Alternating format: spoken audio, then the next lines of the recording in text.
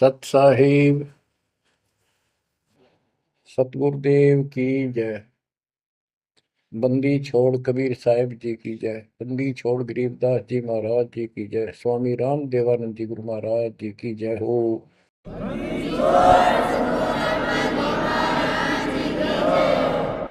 सर्व संतों की जय, सर्व भक्तों की जय, धर्मी पुरुषों की जय। श्री काशी धाम की जय, श्री सुडानी धाम की जय, श्री क्रोथा धाम की जय, श्री बरवाड़ा धाम की जय। सत साहिब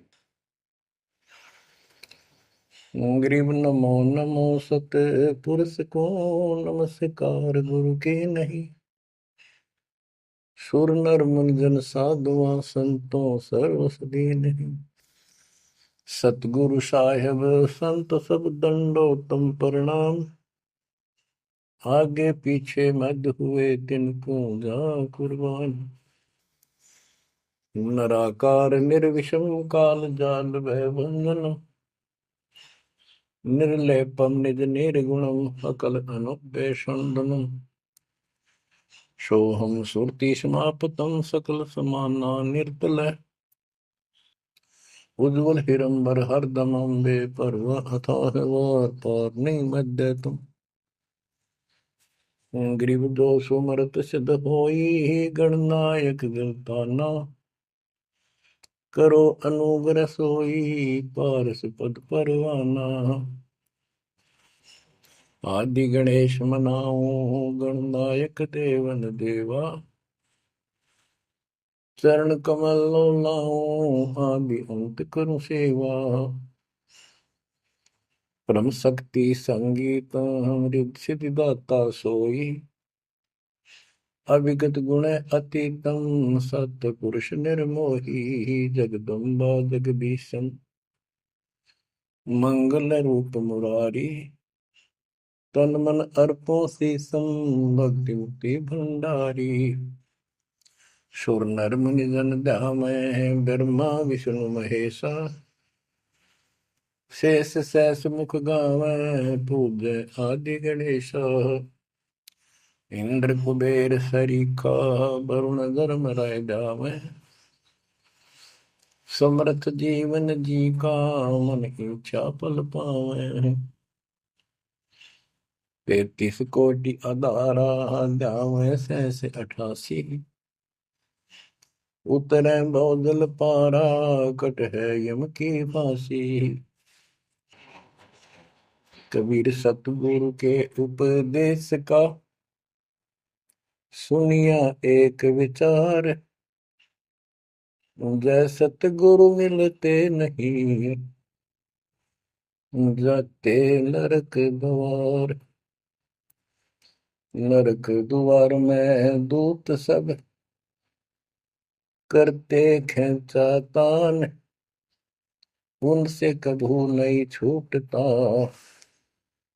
फिरता चारों खाने।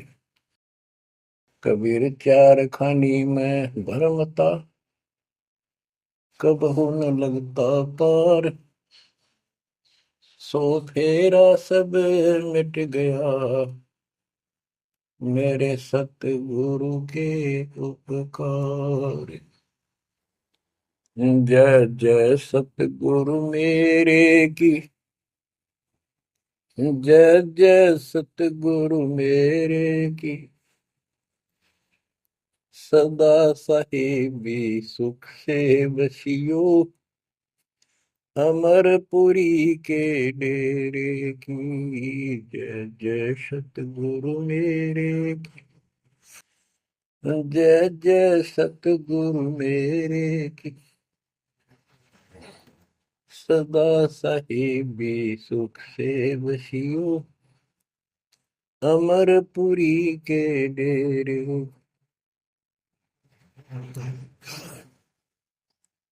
निर्विकार निर्भय तू ही और सकल वैमा।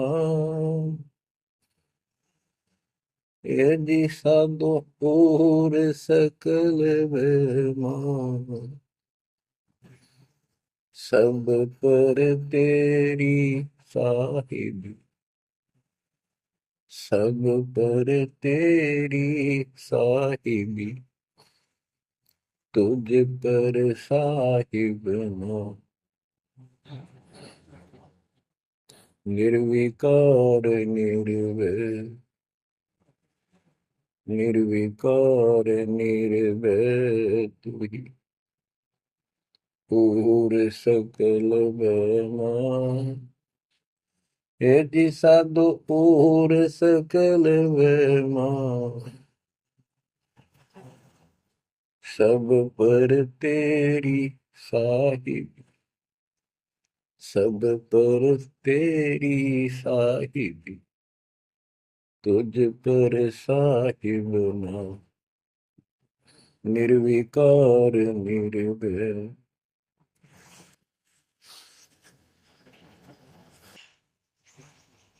परम पिता परमात्मा कबीर जी की प्यारी आत्माओं,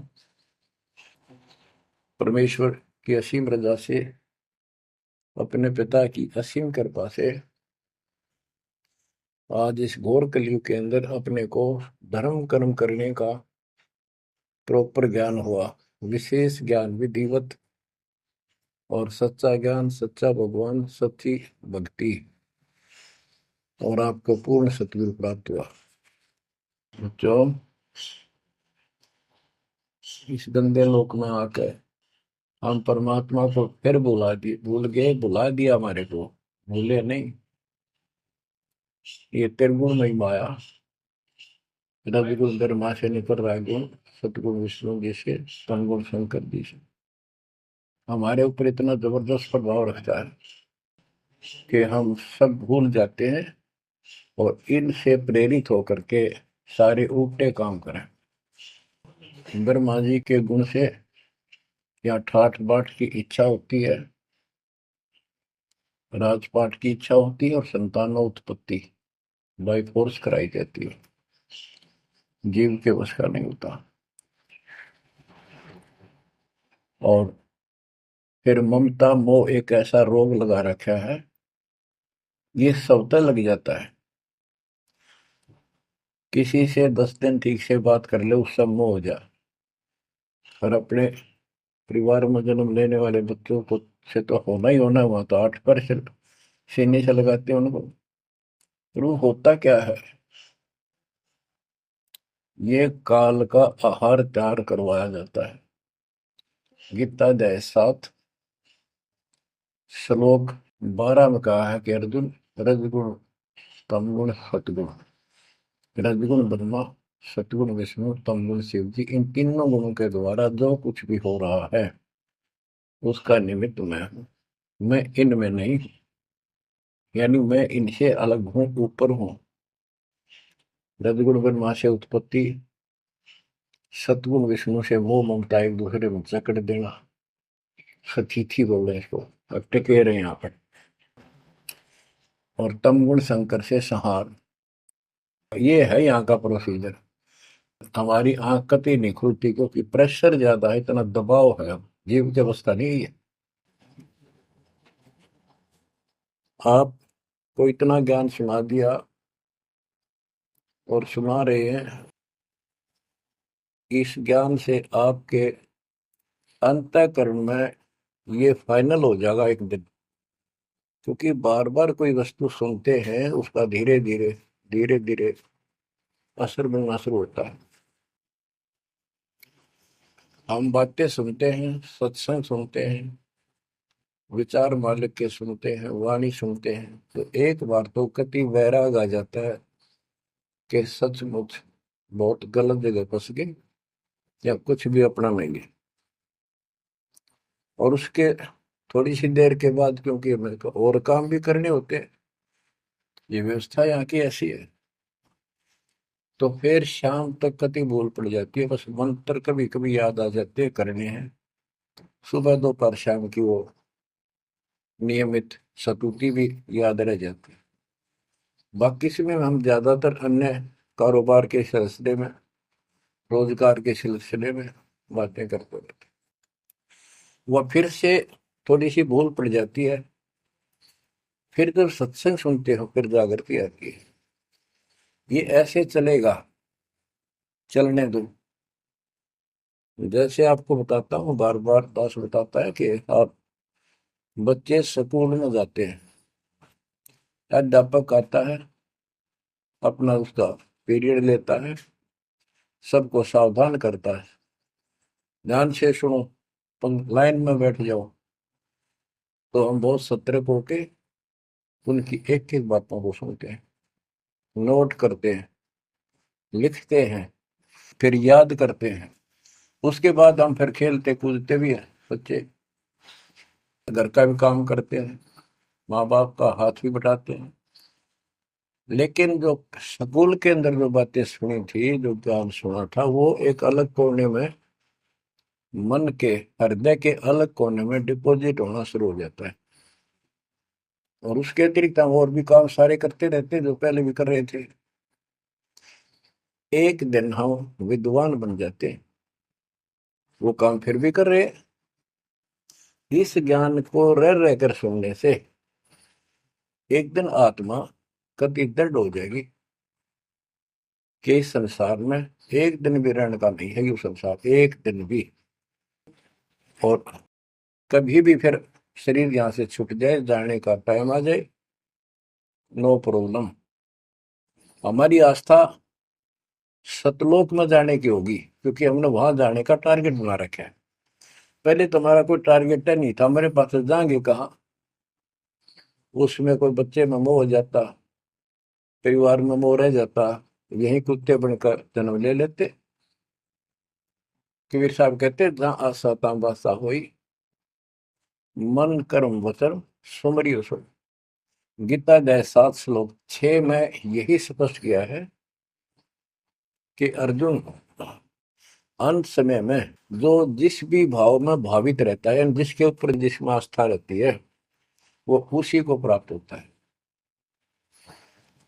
जब तक हम भक्ति नहीं करते, इस ज्ञान से परिचित नहीं होते, तो हमारा संसारिक संसारिक यानी परिवार में, संपत्ति में, इसमें कभी हम जकड़े बैठे होते हैं।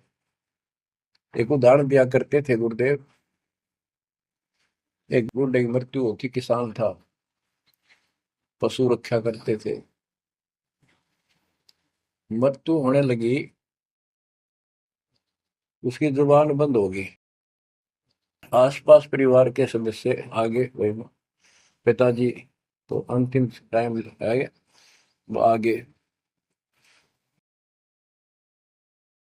तो थोड़ी देर के बाद वो ऐसे संकेत करने लगा, ऐसे इशारा हाथ से।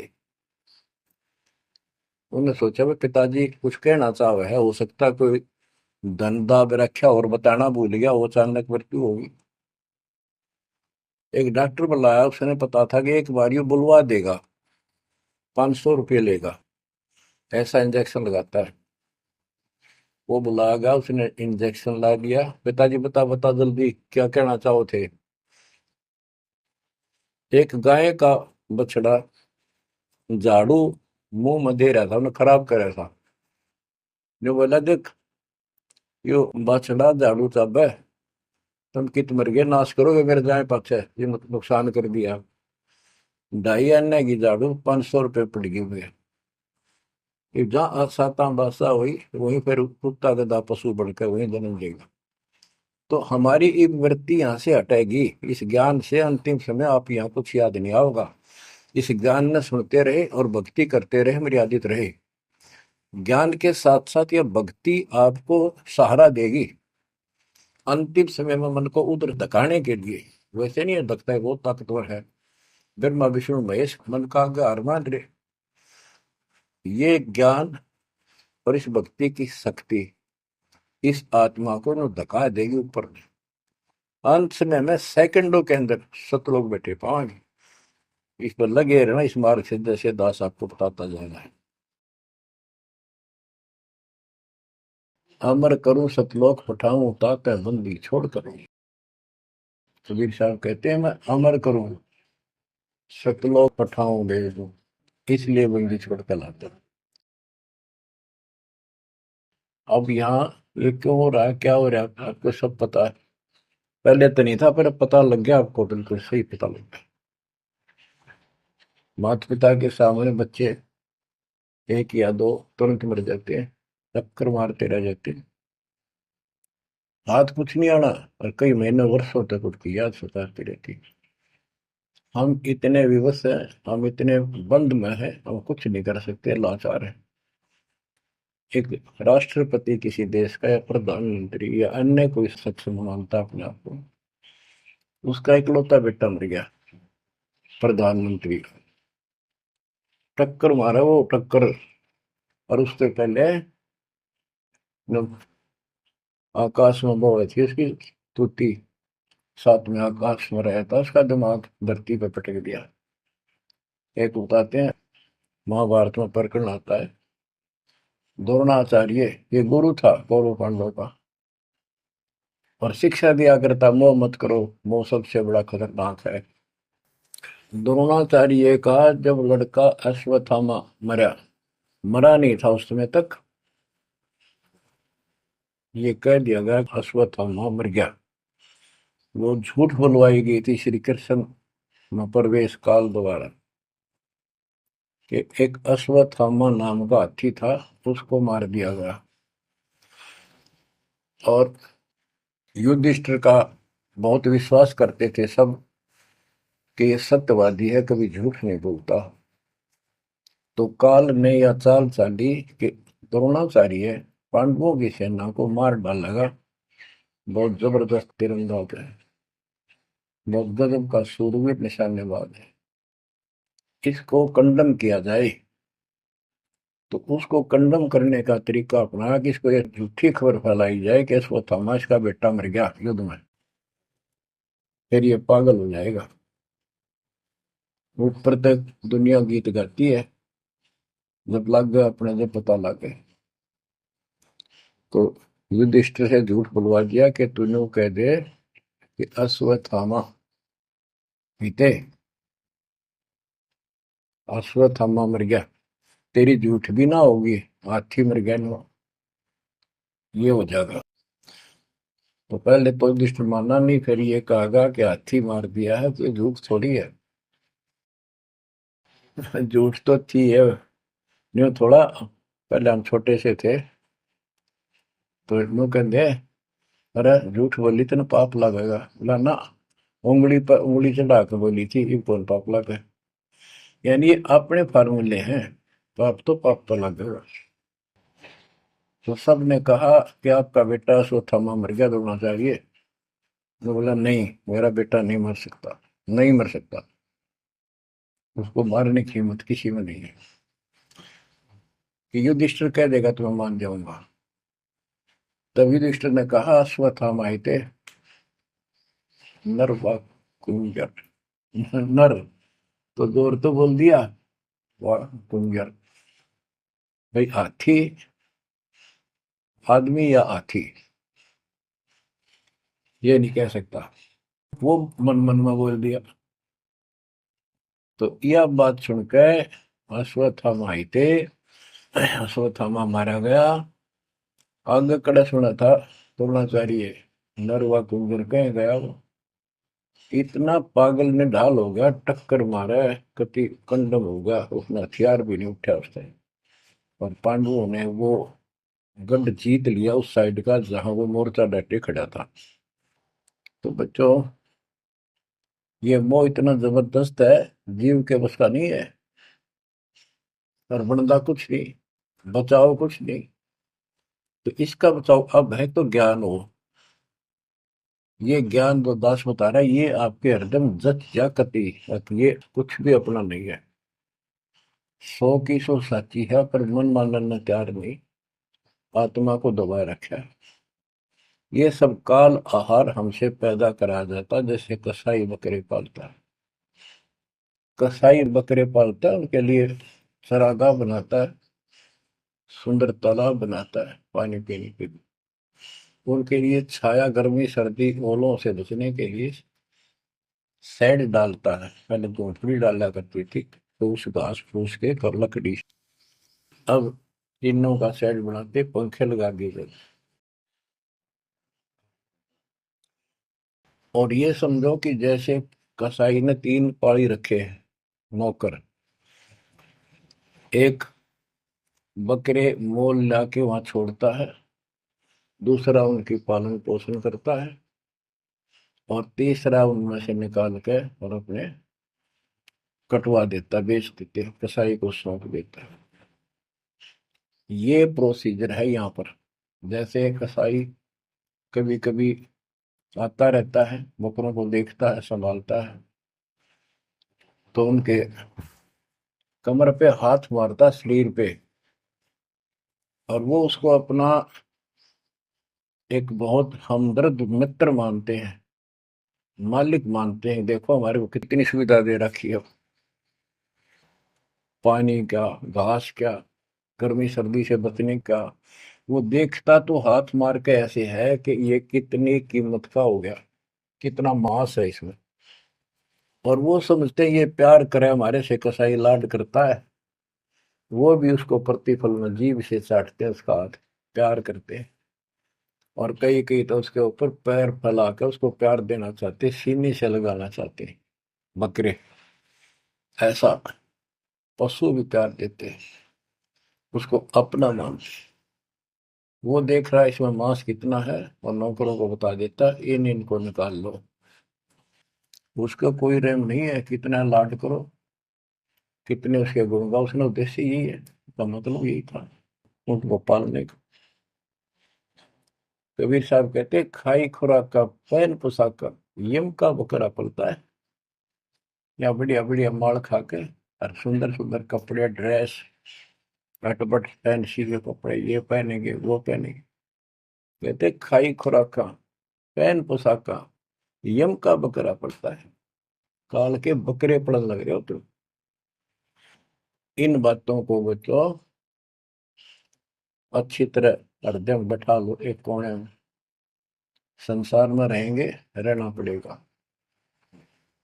लेकिन परमात्मा की शरण में रहेंगे, मर्यादित रहेंगे। काल का कोई अटैक आप पर नहीं होगा, ना आपके परिवार पर होगा, ना किसी धन संपत्ति व्यवसाय पर होगा। ये सत्कर मान लेना। हम मर्यादा को हल्के में ले लेते हैं, और ये हमारे विनाश का कारण होता है। गलती हम करते हैं, कोई काल का ऐसा अटैक आने का समय हो गया और वो नुकसान हो गया, तो भक्ति और छोड़ देते हैं, हो गया सर्वनाश। भक्ति छोड़ दी, भगवान की शरण छोड़ दी, फिर और कहाँ ठिकाना रह गया। कटी पतंग हो गई।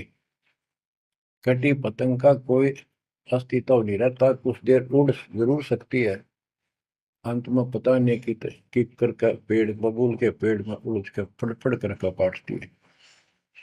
ऐसे फंसे रह जाओगे तुम इस काल के जाल में, कांटेदार झाड़ियों में, इस गंदे लोग। तो बच्चों इस बात का सख्त ध्यान रखो, यदि आपने यहाँ से निकलना है, मर्यादा ना टूटे। और मर्यादा ये पता नहीं कितने प्रकार से टूट जाती है।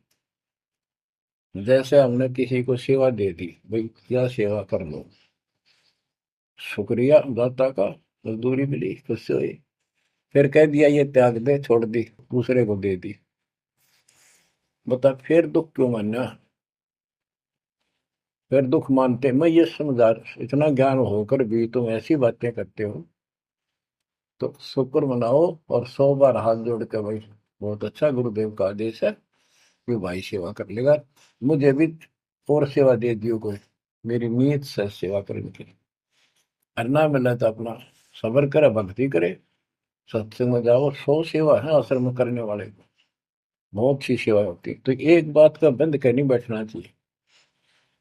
ये प्रार्थना आती है, मेरे को कोऑर्डिनेटर की सेवा फेर दियो, ये भी कमजोरी है।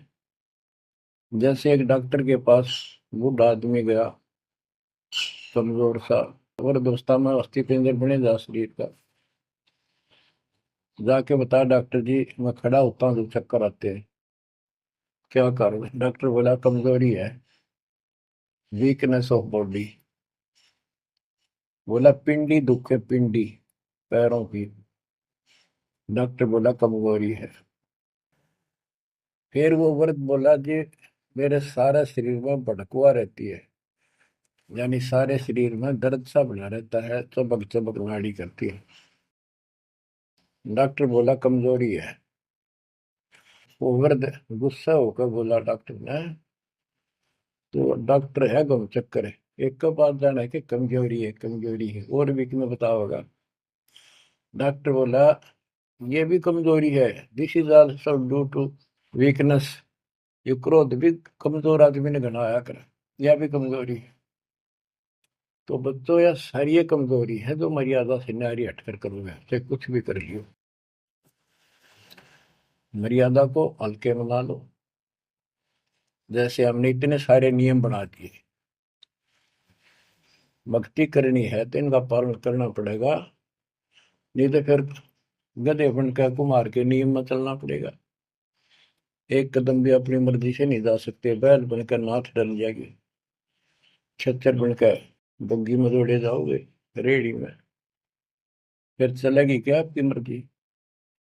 असंग जन्म तन मृत्या हो गए, जीवित क्यों ना रे। दवा दस दर मद मैल मठ बोरे, बोर ना दे धरे रे।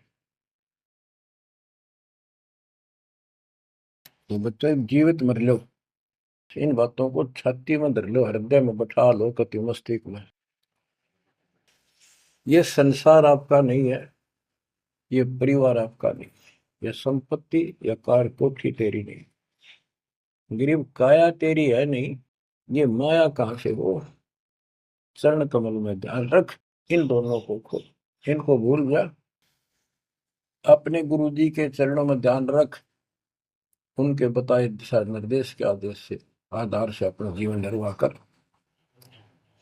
बच्चों आंख खोल लो, बार बार ये बातें बताई जाती हैं। जब ऊख चुक हो जाएगी फिर तो रोना शेष रहेगा, नथिंग एल्स। इस मार्ग में अहंकार इंसान को मारता है। किस चीज में अहंकार करो, माया होगी तो अहंकार होगा, कोई पोस्ट पद ठीक सी होगी तो अहंकार होगा, शरीर स्वस्थ है, थोड़ी सी जान, अहंकार हो गया, एक परिवार में पांच चार लाठी ठाणिये हो गए तो अहंकार हो गया, और अपने बॉडी की ताकत का अहंकार। और भी सैकड़ों कारण है जो इंसान के मन में दोष पैदा हो जाता है। तो ये इंसान का सबसे बड़ा खतरनाक शत्रु है। परमात्मा को अहंकार पसंद नहीं, और छोटी मोटी गलती को माफ कर सकता है। रावण था जिसे अहंकार नहीं छूटा, 10 मस्तक सर भी काट दिए, 10 बार काट दिए तो वापस दे दिए, ले भाई। ये सारा कुछ खेल कबीर साहब का किया, सारा कुछ। ये आत्मा परमात्मा की है, चाहे आज राक्षस है, चाहे कोई कसाई है, चाहे देवता है, चाहे ब्रह्मा विष्णु महेश है, चाहे कीड़ी आती छोटे जीव है, कोई स्त्री पुरुष है, बालक बच्चे, जीव जंतु सब उसके हैं। काल चाहता भक्ति से खत्म हो जा, ये भक्ति में इनकी आस्था खत्म हो, मालिक चाहता है इनकी भक्ति में आस्था खत्म ना हो, फिर तो कति गए काम क्या है। जो भी जैसी साधना मालिक के नाम पर बैठ कर कहीं कर रहा है, उसके पिछले संस्कार से, उस भक्ति से जो उसको मिलना है, उसके साथ साथ परमात्मा उसको सहारा देते हैं।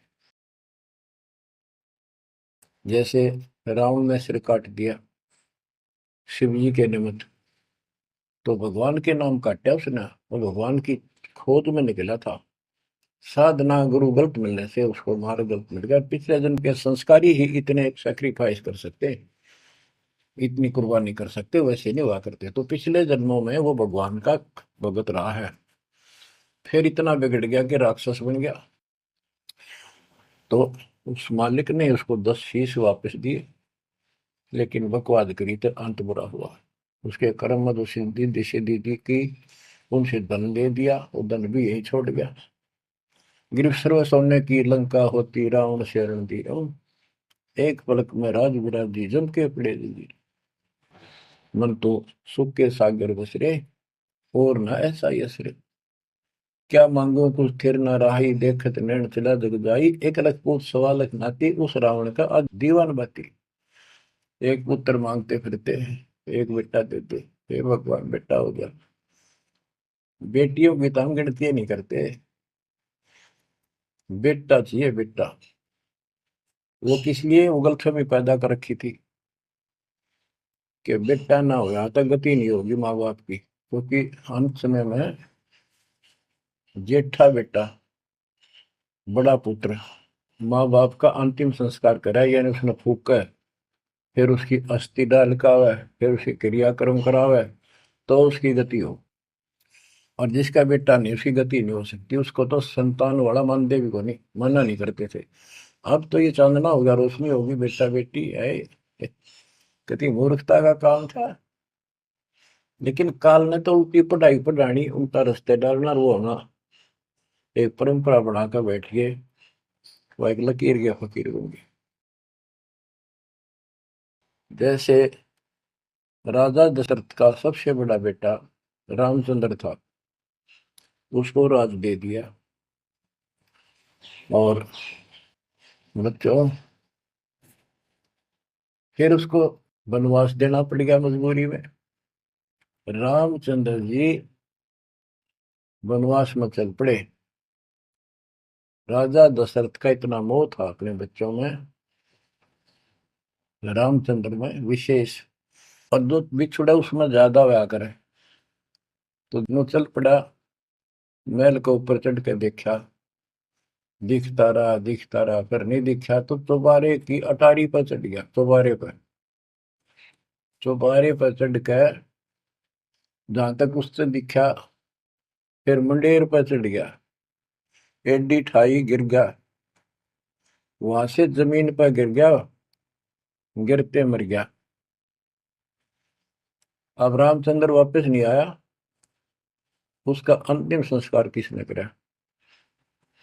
वो पूछने वाला वे मंदबुद्धियों ने, जो दुनिया को भ्रमित क्या करते थे, किसी की अकल वहां नहीं गई वहां तक। जेठा बेटा था ही नहीं, फिर उसके अंतिम संस्कार किसने करे? दूसरा न करे होंगे।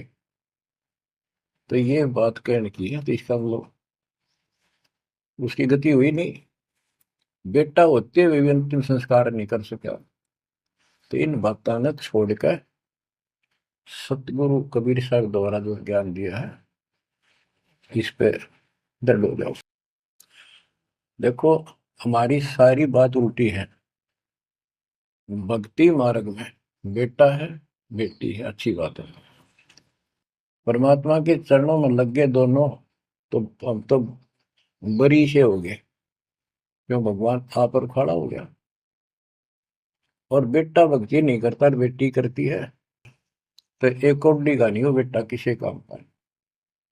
कबीर साहब कहते हैं, राम रटत कन्या बलि, साकर फलाना पूत, छेरी के गलगल थना, छेरी के गलगल थना, जिसमें दूध न बूत। बकरी के गल में एक खाल लटका रहा थन के साथ, व्रत की खाल। कहते वो बेटा था गल का, ऐसे वजन है सिर पर, बेमतलब का व्रत का दिखावा दिखावा है। और वह बेटी अच्छी, राम रटत कन्या बली, सकट बुलाना पूत। तो बच्चों, ये दातम मार्ग है, इसमें सारी बातें पहले से विपरीत हैं। देखो, बेटा ना होगा, बेटी बेटी होगी, तो यहाँ सृष्टि नहीं चलेगी। और बेटी बेटी होगी, बेटा नहीं हुआ, तो भी दिक्कत संसार की सृष्टि में आ सकती है। बाकी भगत का कोई फर्क नहीं पड़ेगा। इन बातों को जो दास कहता है, इनको एक सामान्य बातें ना समझना, निष्कर्ष है इस जीवन का। जिसके बेटी नहीं है, उसको ये तड़प रह जाती है बेटा होता, या भूल के भी ना करना। इन बेटे वाले ने देख लो कितने सुखी, टाइम पर रोटी नहीं, चाह नहीं भी तरसे बैठे बैठे। वो सोचे बड़ा दे देगा, छोटा सोचे बड़ा आप दे देगा, बड़ा सोचे छोटा कह देगा। बड़े बड़े आंखें में आंसू बुढ़ा में। और बेटी आखिरी सांस तक प्यार देती है अपने माँ बाप को। एक आदि ने कमी बात कह नहीं सकते, वो किस्से के बिना होती हो तो आत्माएं खुश होती है आखिरी सांस तक। यहाँ भी हमने देखा, जैसे लड़की रोटी खा रही है और लड़का वैसे बैठा था। माँ ने कहा बेटा वो सामान ला उठा कर, मैं रोटी तैयार बनाऊं भोजन। बेटा बेटा ना लाऊं, यूं कौन खोए अलावे। बेटी तो कहा भी कोई ना, रोटी खाती खाती छोड़ के आन की थी, एक 10 साल का की होगी, लड़का 12-13 साल का। उठ कर रोटी छोड़ के हाथ धोकर और सामान लाकर माँ को दे दिया। लेकिन फिर भी बेटे में मोह ज्यादा और बेटी में नहीं। इसका कारण यह था कि हमने बेटी को बाहर बना लिया इस गलत रीति रिवाज। बेटी तो 15-16-20 साल की मेहमान होती है आपकी। ये तो परमात्मा की बेटी 2 गुना का सुधार करती है।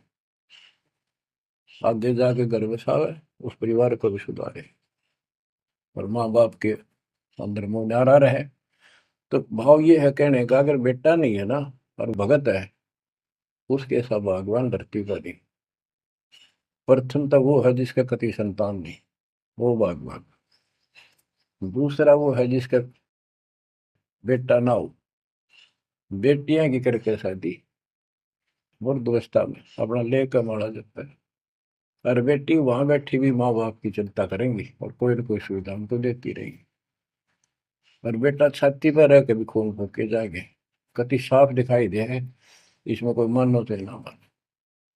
लेकिन बेटे भी हैं, ठीक है, और उनमें वो भी भक्ति करो, आप भी करो, कुछ दिन में उनको समझ आ जाएगी। पुत्र वधु भी भगवान से डरने वाली हो जाएंगी, माँ बाप का ध्यान रखें, वैसे कोई विकल्प नहीं इसका। लेकिन इस दुख को हम अच्छा मानते हैं पुत्र ना होने से। हम तो काल ने गधे बना रखे हैं। जितना कष्ट हमें रहे और वजन लग जा रहा है तो हम सीधे चला, और कम हो जाता मानने को नहीं। हमारा तो जैसे एक माई का पुत्र मर गया 15-16 साल का, और भगत थी, टक्कर मारी, रोना पड़े है कि बस की बात है, पाला पोसा ले जाता का। फिर उसने थोड़ा सब्र हुआ जैसे। उस दूसरे जो एक और बिना भगत थे उनके पड़ोस में, जो उनके लड़के की शादी होगी, और वह पत्नी थी बदचलन, उनको समझाने की चेष्टा करी कि तू ऐसा ना कर। लेकिन वह तो मानी नहीं, उसने वही फांसी खा ली। अब वह भी मर गई और वो बेटा भी जेल में, और वो सारे जेल में। वो दहेज के कारण, एक बेटा था ऐसे ही, उसने बहू को प्रताड़ित किया दहेज लेने के लिए। गरीब घर की लड़की थी, उसने सुसाइड कर लिया। वैसे सुसाइड करना कोई विकल्प नहीं है, इसे गंदे आदमी को छोड़कर कुमारी रह ले, अपने घर पर बैठ गया। तो उस बेटे के कारण माँ बाप ने भी सजा हुई, बहनों तक भी जेल होगी। इसे बेटे ने के फूका, ईसा तो पहले मर जाता था, अच्छा था। लेकिन हम इस बात को मानने को तैयार नहीं है, ना मानने के जब क्या कर लोगे, काल तक आ गया, मारे जाओ टक्कर। तो कहने का भाव ये है कि इन विचारों से अपने मन को सेट रखो, परमात्मा जो करता है वो सही करता है। जैसे आपको बताते रहते हैं, एक बार हजरत मूसा जी, यहूदी धर्म के प्रवर्तक में, से किसी ने पूछा सत्संगी ने कि आज के दिन सबसे बड़ा इल्म वाला यानी ज्ञानी कौन है, उसने अपने आप को बताया। तो उसका अल्लाह बोला, जिसको खुदा मानते हैं, जिसने कुरान का ज्ञान दिया, बाइबल का दिया। कि मूसा तने ये बात बहुत गलत की, मुझे अच्छा नहीं लगा, तुमने अपने आप को कैसे कह दिया मैं सबसे विद्वान हूँ।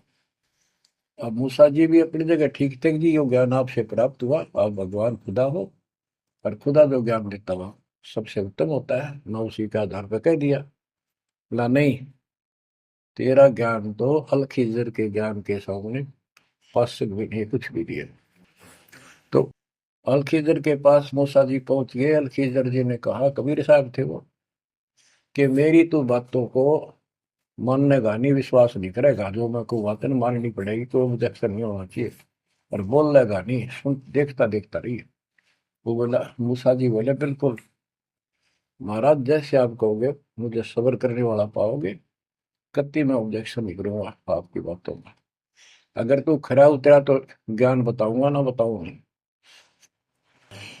उसने रास्ते में चलते, एक जवान लड़का था, 17-18 साल का, अलखिजर ने पकड़ के और उसकी गर्दन पकड़ के मार दिया।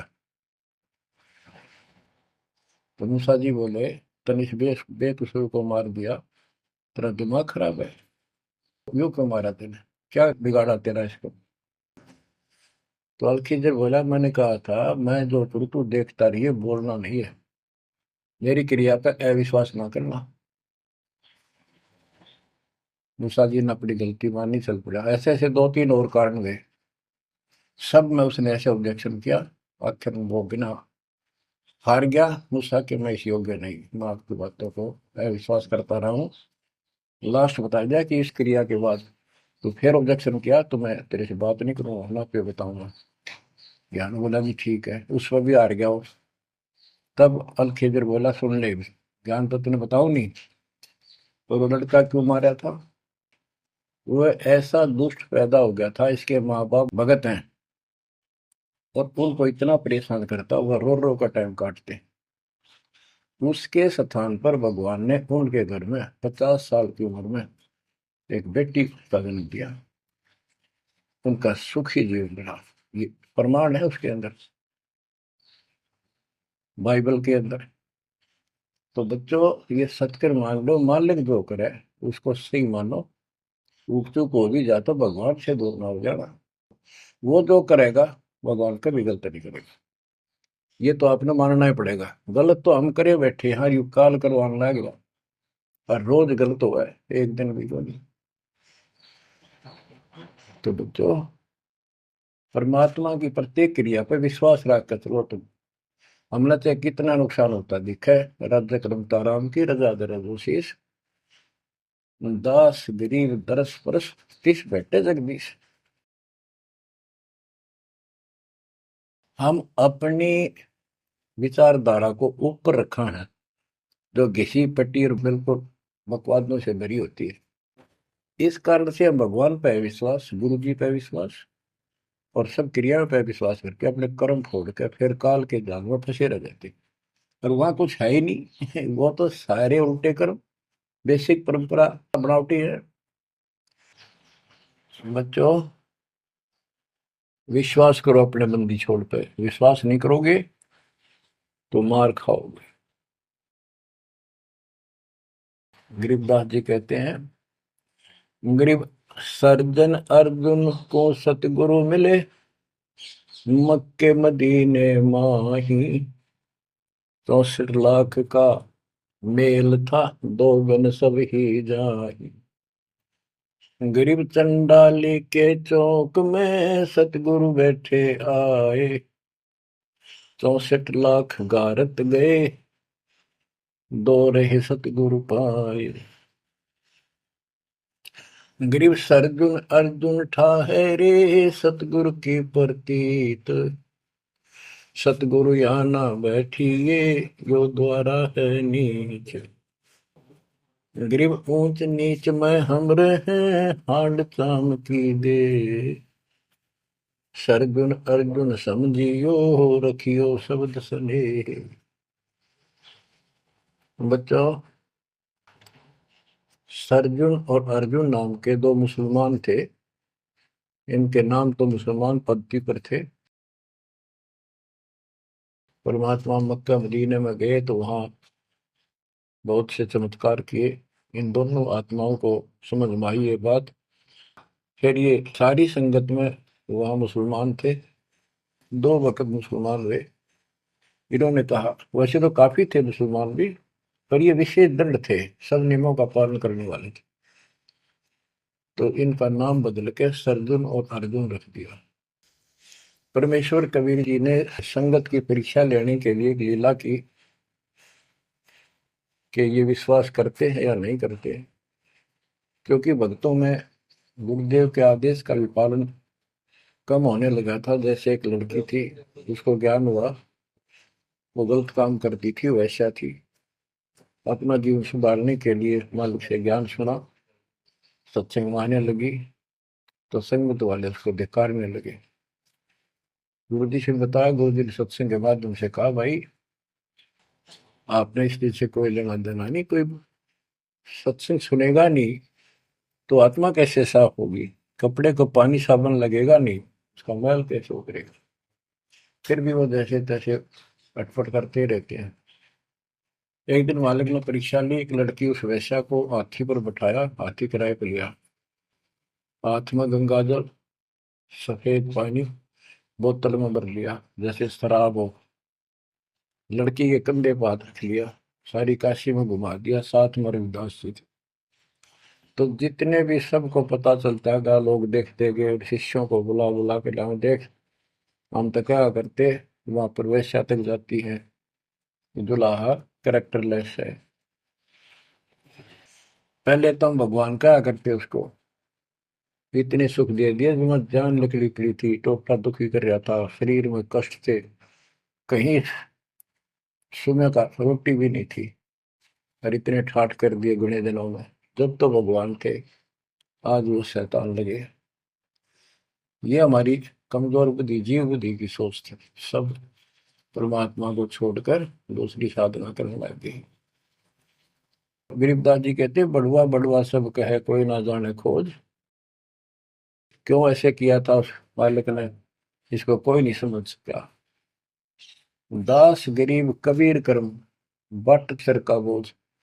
कि वो इतने शिष्य बना लिए थे, उसका भार गुरु पे होता है उनको पार करने का। और वो सारे निकम्मे हो गए थे, अविश्वास कर रहे थे, मर्यादा का पालन नहीं करते थे, तो एक का झटके में सारे आप पड़ गए, वो भार सारा उतर गया। तो उस समय अर्जुन सर्जुन बाहर गए हुए थे, उनका ड्यूटी लगाई थी, तू जाया करो मुसलमानों के मेला में, वहां समझाओ लोगों को। तो मक्का मदीना से ये आए। उस समय सारी लीला हो चुकी थी, और कबीर साहब उनकी परीक्षा के लिए उस दिन भी उस लड़की के घर जा बैठे, वैश्या के आंगन में। अर्जुन सर्जुन को बताया कि गुरुजी तब भाई कति गिर गए, जुल्म कर दिया सरेआम, वैश्या के साथ साथी में घूम रहे थे, शराब पी रहे थे। अर्जुन सर्जुन को विश्वास नहीं हो रहा था कि ऐसी क्या बात कर रहे हो, ऐसी बात कहने से ही पाप लगता है गुरु जी के प्रति, तुम ये बोल क्या रहे हो। तो एक बोला, मैं अभी देख कर हूँ, आज भी वहीं बैठे ना, एक ही ना, तो जा देख ले, देख लो जाके। वो दोनों वहां गए, परमात्मा बैठे थे, लड़की पैर दुबारी, गुरु जी बैठे चारपाई पे, बेटी बैठी नीचे। तो गुरु जी को शिक्षा देते हैं, गिरफ्त अर्जुन अर्जुन ठहरे, सतगुरु के प्रतीक।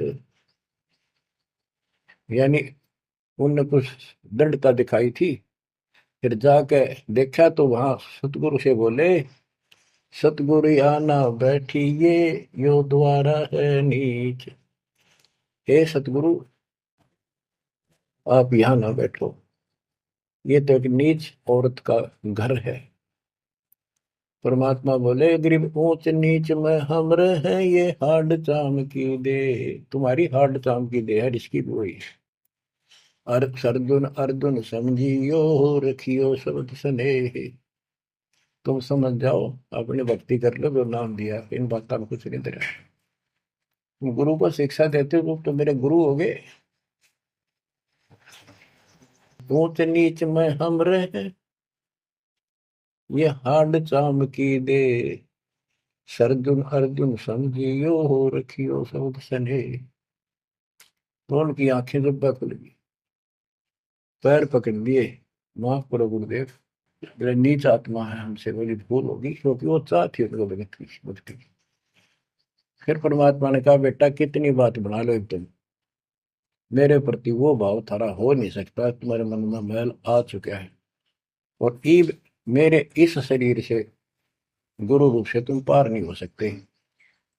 फिर रोए बुरी तरह जी, फिर उद्धार कैसे होगा? फिर बता कि दिल्ली से 10 मील दूर पश्चिम की ओर किसी गांव में हम फिर आएंगे, हमारा एक भक्त आएगा, उसको दीक्षा देंगे, दीक्षा उससे लेकर तुम कल्याण को प्राप्त होगे। तो वो कहते हैं वहां से चल के वृद्ध अवस्था में हमायूं गांव है खरकोदे के पास, वहां आकर उनके कति वृद्ध हो गए, मालिक की कृपा से वो 200 साल जिए ऊपर में। और फिर गरीबदास जी को परमात्मा मिले 10 साल की उम्र में, उनको दीक्षा का आदेश दिया। तब उसने वहां से दीक्षा लेकर वहीं शरीर छोड़ दिया, छुड़ानी में। उनकी अभी तक हमारे सामने बताओ थे, हम जाने लगे थे कि अब 2-3 साल पहले, 10 साल पहले, या भोरी वाले महाराज आया करते गरीबदास जी, उन्होंने वो मंडी फुड़वा दी। उनके दोनों की यादगार बनी हुई थी, इसलिए फुड़वा दी कि लोग इन पूजन लाग जाए गरीबदास जी को छोड़ के। तो कहने का भाव यह है बच्चों, आंख खोल लो, इन बातों को चिंतरा, गुरु के प्रति कभी अविश्वास नहीं होना चाहिए, और परमात्मा की प्रत्येक क्रिया को शिरोधार्य होना चाहिए। आंख खोल लो, परमात्मा बार बार यह मौका नहीं देगा आपको। समझा है तो सिर दर पाऊं, और नहीं रे ऐसा था। ये संसार समझदा नहीं, कहंदा शाम दोपहरे गरीब दास ये वक्त जात है, रोवोगे इस पैरे। भक्ति नहीं करते वो न्यू रोएंगे, गलत साधना कर रहे वो रोएंगे। ये सच्ची भक्ति करके मर्यादित ना रहे तो तुम रोओगे। कभी सीधे हो जाओ, समर्पित हो जाओ, मालिक के चरणों में सदा ध्यान रखो, बुराइयों से बचो, सेवा सुमन दान करो, मर्यादा का निर्वाह करो, मालिक आपको मोक्ष दे। सत्साई।